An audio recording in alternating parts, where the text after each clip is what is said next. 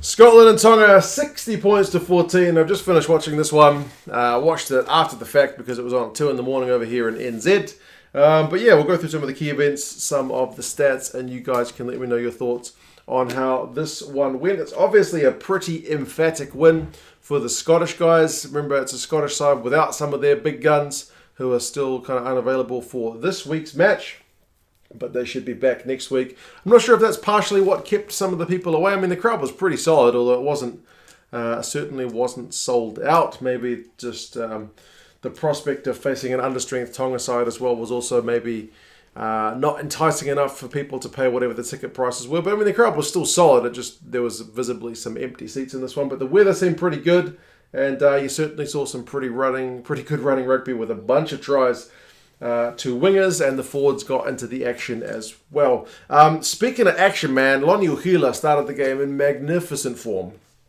The big Tongan loosehead prop on his debut at 32 years old gets a big old line break early on at the start of the game. Seeing that guy in open field was magnificent, but it was more the other end that was good, magnificent debut, I guess, from McLean. He gets 2 tries. 6 minutes is his first one. That was a weird one because they had to check it for a knock-on because the ball visibly went forward off one of the Scottish guys, Richie, and you thought maybe the Tongan defenders are kind of in a half mind about whether to keep playing. Obviously, the whistle hadn't gone. Takalua was still beaten, ends up like one-on-one against McLean. But the ball had just falconed right into Richie's face, so that's play on. Knock-ons don't count off your face. 7 points to 0. But interestingly, it was... You score a try, we kick a penalty because Fiver got a penalty about 4 minutes later. After Tonga, to be fair, had actually generated a pretty good attacking opportunity with Kurt Marath kicking out to the right wing.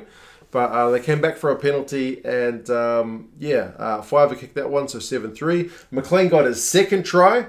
That one was a nice line-up move. Kinghorn with some good distribution. If he's going to play 10, that's the kind of stuff he needs to be doing, and he did it pretty well.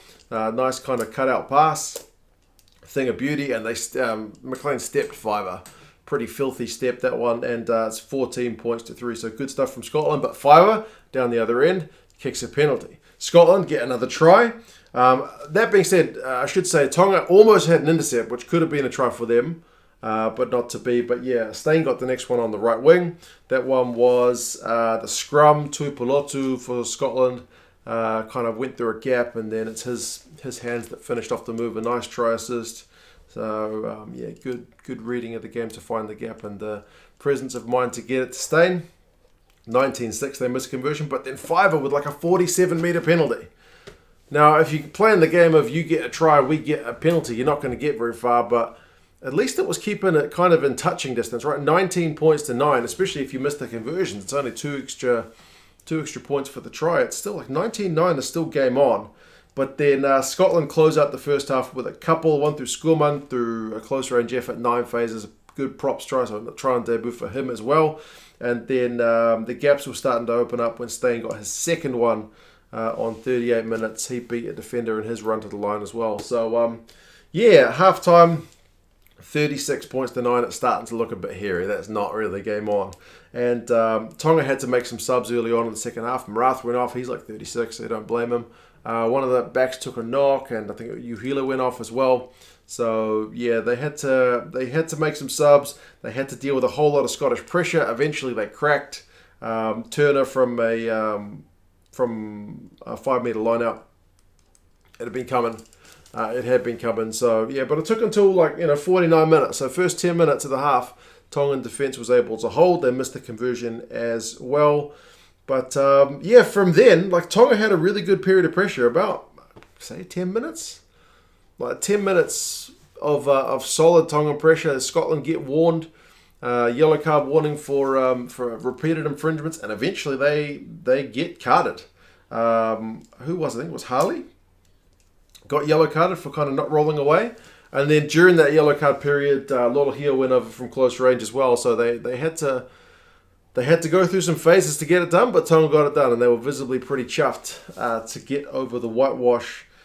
For that one, they missed the conversion, so 41 points to 14. That's the end of the scoring for Tonga because they end up getting a yellow card with an aerial clash. I think it was Halo. with McLean in the air. I think McLean had to go off because it was almost like an elbow into his face. He was trying to tap the ball back and just inadvertently hit him with his elbow.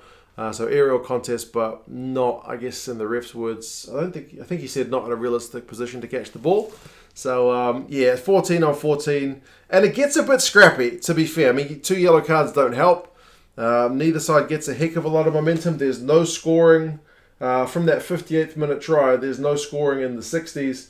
The next try is Hanning, like in the final 10 minutes. So he gets one. That one was close range. It was also coming.